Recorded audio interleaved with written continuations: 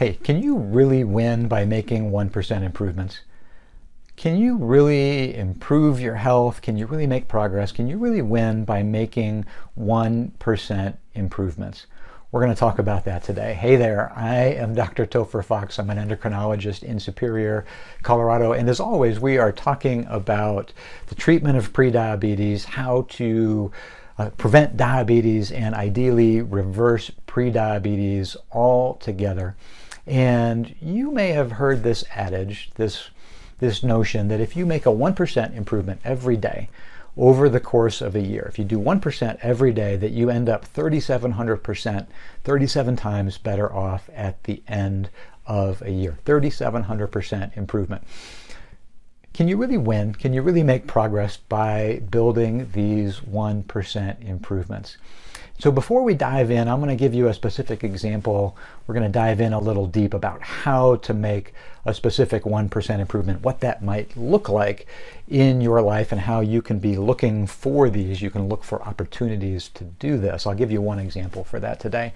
But before I get there, I just wanted to share a little bit about one of our clients, Marie, who really has made tremendous progress with this notion of making 1% improvements.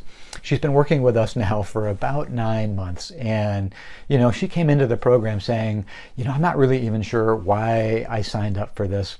I've tried all of these programs, none of them have ever worked. I just felt hopeless, like there's nothing that's going to work for me. Maybe I'm just not meant to make an improvement. My family is asking, hey, when is this one going to fail? Everything else has failed in the past.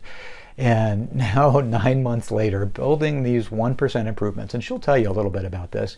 In fact, if you click the link up there or down below, you can hear a testimonial from Marie in her own words, but she'll tell you that really she has made progress by making these 1% improvements. And now 9 months later, she's down over 30 pounds, A1C from 6.5 down to 5.8, feeling confident and hopeful for her future just by making these 1% improvements. So it's possible for her. We've seen it in our clients. It can be possible for you too. So let's get a little specific. Let's talk about what does this actually mean to make a 1% improvement. I get a lot of questions about nutrition. Hey doc, I've been diagnosed with prediabetes. What should I eat? Just tell me what to eat. And in our programs, we talk about the 4 goals for every healthy eating plan, the 5 rules that every healthy eating plan will follow, and the 5 steps to build a healthy eating plan that will be sustainable for you. And one of those steps talks about elevating food quality. Step number 3 is to elevate food quality. And specifically, there's a really interesting study which shows that from 1970 to 2003, the average American increased their calorie consumption by a little over 500 calories. A little over 500. I think it was 523 if I'm remembering the study. But over 500 calories, and almost all of this, about 480 calories, came from just 3 types of ingredients: refined grains, added sugars, and commercial oil. So when we think about elevating food quality, the easiest way to think about that is to think about limiting, reducing, or cutting out these 3 ingredients. And so I thought we could do this thing today that would just be a snack makeover. So it's just conceptual, a snack makeover. I don't know about you, but ever since I was a kid, through my teenage, college, and even adult years, I have liked peanut butter and jelly on graham crackers. Peanut butter and jelly on graham crackers. And so let's say that this is a snack that you might like or that I might like. And we would say, well, let's take a look at this. So depending on the peanut butter, most peanut butters are going to have added sugar. So Skippy, Jif, Peter Pan, all the big commercial peanut butters are going to have a fair amount of added sugar, and they're going to have some commercial oils that are not peanut oil in there. So there's opportunities in the peanut butter. Graham crackers, refined grains, added sugars, commercial oils, hits all 3. It's got all 3 of those. And the jelly typically is also going to be rich in added sugar. So opportunity in all 3 of those to think about, well, how could we elevate the food quality here? How could we elevate the food quality? So easiest one, I think, to think about is the peanut butter. Now, we could think about alternative spreads. We could think about shifting to something like hummus. But let's say we want to stick with the peanut butter. Well, simplest thing I think would be to look for an organic peanut butter, organic style peanut butter, which when you look at the ingredient list, it's really interesting because they usually say peanuts and then maybe they have 1% salt.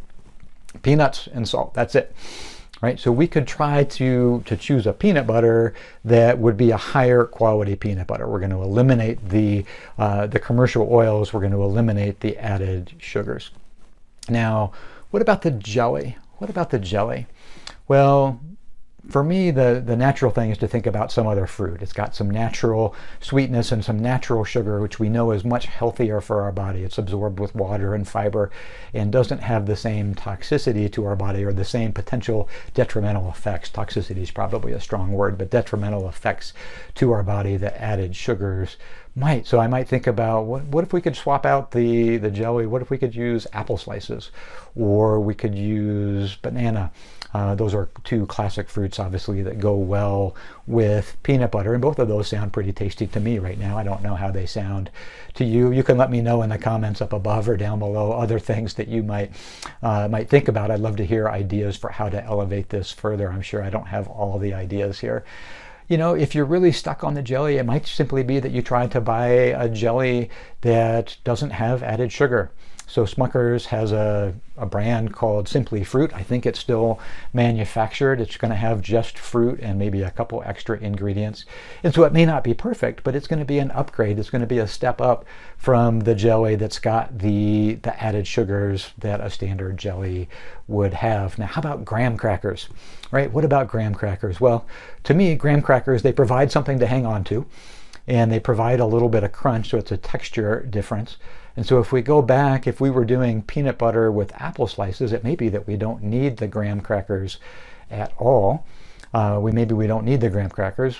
If we wanted to try to limit the refined grains, perhaps there's a cracker, even a graham cracker that's made with whole grain that might have more fiber, more whole grain, less refined grain. I don't know that that's perfect. Again, that would be a small upgrade. Skipping the graham cracker altogether, that would be a bigger upgrade. Perhaps there's a different cracker that's out there. Perhaps you want to make your own crackers using, a bread, a whole wheat bread. I like Dave's Power Seed, the one with the red label. Only 1 gram of added sugar per slice, and I think 4 or 5 grams of fiber. Perhaps you could make little toast corners out of that would be a healthier alternative. So think about putting those together in a way that is just going to elevate the food quality of that snack. I hope you follow along and that makes sense.